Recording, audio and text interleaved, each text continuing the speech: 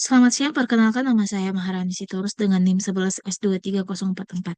Hari ini saya akan mempresentasikan hasil praktikum basic testing dengan topik integration testing. Nah, di sini kita tahu bahwa ada dua metode yang akan kita bahas, yaitu top-down integration testing dan bottom-up integration testing. Sebelum masuk ke kode, saya akan jelaskan dulu apa itu top-down dan apa itu bottom-up. Nah, di pertama, top-down integration testing. Ini adalah metode pengujian perangkat lunak yang dimulai dari modul utama atau step, lalu menguji modul-modul di bawahnya secara bertahap. Nah, secara analogi, eh, kita bayangkan saja kita punya perusahaan. Direktur adalah staf utama, lalu direktur meminta nih laporan ke bawahannya seperti manajer atau fungsi bawahannya. Terus manajer ini meminta lagi laporan dari staff. Jadi alurnya itu dari direktur dulu, manajer, lalu ke staff. Berarti kita tahu bahwa alurnya itu dari atas lalu ke bawah. Nah, dalam pemrograman, staff berperan sebagai direktur. Dia memanggil fungsi-fungsi lain untuk memberikan hasil. Kita langsung ke soal saja. Di sini soalnya itu yaitu tulislah kode sederhana yang memiliki sebuah step yang mengeksekusi dua fungsi faktorial dan subtraction ya. Nah, soal pertama ini itu meminta kita membuat step yang memanggil dua fungsi yaitu faktorial dan subtraction. Nah, di sini adalah implementasi kodenya. Pertama di baris pertama ini saya buat komentar dulu ya, di mana di Python komentar ditulis dengan tanda pagar hashtag. Komentar ini tidak akan dijalankan oleh program, hanya catatan agar kita tahu bahwa ini top down integration texting in simple aja. Nah, selanjutnya ada def main underscore stub. Di sini saya mendefinisikan sebuah fungsi bernama main stub. Fungsi ini berperan sebagai stub utama, yaitu fungsi pengganti yang akan memanggil fungsi lain untuk diuji. Selanjutnya, eh, print top-down integration testing. Nah, di dalam step ini, baris pertama akan mencetak teks top-down integration testing ke layar supaya kita tahu bagian mana yang sedang dijalankan gitu. Selanjutnya ada n sama dengan 5. Lalu saya membuat variabel bernama n dan menyimpannya dengan nilai 5. Angka ini nanti akan dipakai untuk menghitung faktorial. Nah, lalu saya membuat variabel nih bernama n. Nah, ya yang ini n 5 ini untuk menghitung faktorial yang tadi. Nah, selanjutnya print f faktorial n sama dengan faktorial n. Nah, di sini kita akan mencetak hasil pemanggilan fungsi faktorial dengan input n. Notasi f-nya ini disebut f string. Secara Python itu mencetak teks sekaligus menampilkan isi variabel.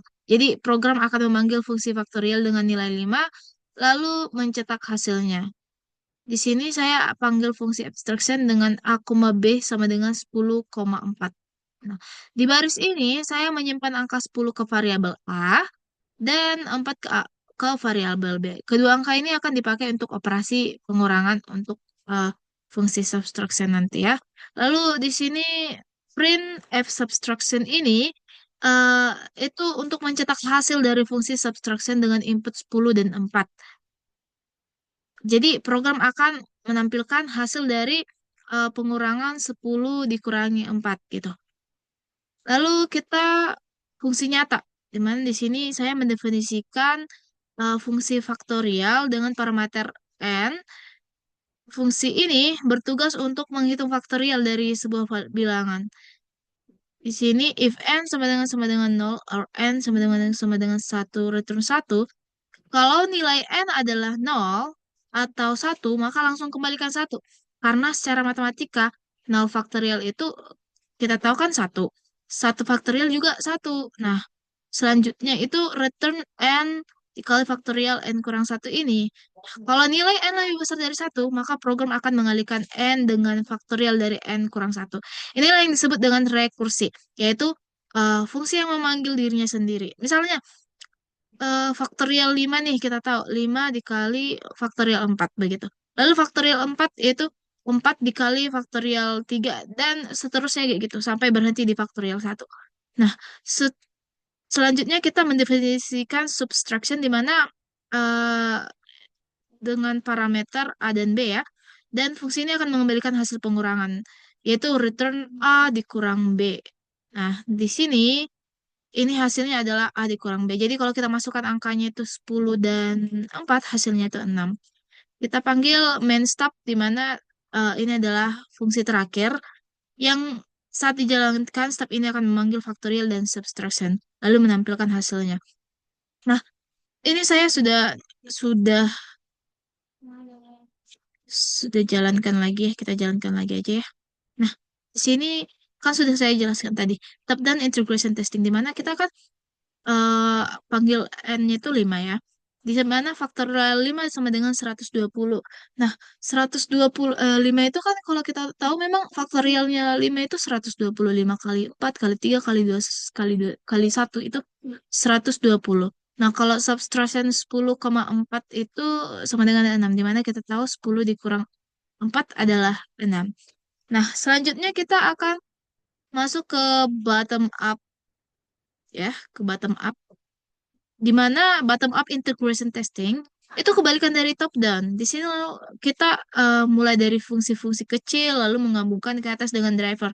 Nah, kalau diibaratkan itu kayak kita mau bangun rumah deh. Kita mulai dari pondasi, lalu dinding, lalu atap, dan terakhir barulah rumah itu jadi utuh kan.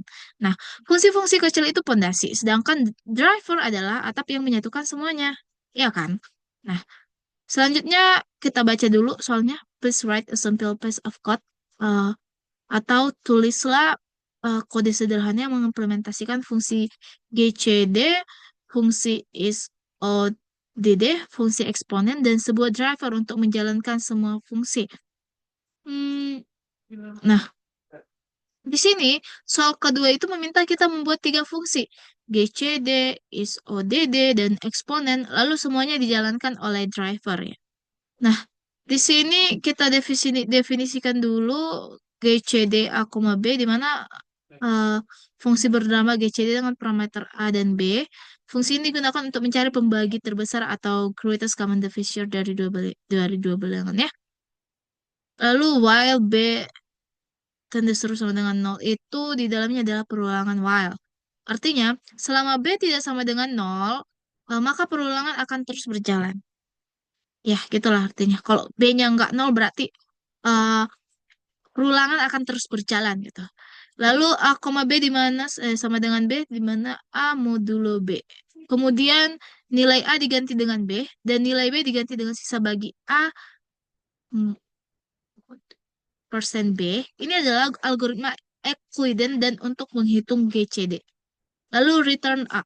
Setelah perulangan selesai, hasil akhirnya adalah nilai A, yaitu pembagi terbesar dari dua angka tadi.